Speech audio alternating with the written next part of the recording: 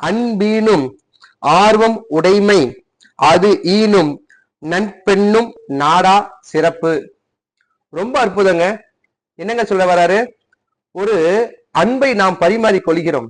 அந்த அன்பு பிறரிடம் நாம் செலுத்தும் பொழுது அது பற்றுள்ளம் கொள்ள செய்கிறது. அது மட்டும் அது தரல, அது நமக்கு இருக்கக்கூடிய ஆகச்சிறந்த ஒரு மிகப்பெரிய ஒரு நட்பை ஏற்படுத்துகிறது அப்படின்னு சொல்றாரு.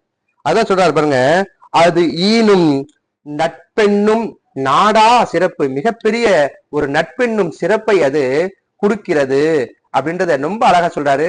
மீண்டும் சீர்பிரித்து பொறுமையா அந்த குறளை வாசிக்கிறேன், உங்களுடைய ஆள் மனதில் பதிய வைத்துக் கொள்ளுங்கள். அன்பீனும் ஆர்வம் உடைமை அது ஈனும் நட்பெண்ணும் நாடா சிறப்பு.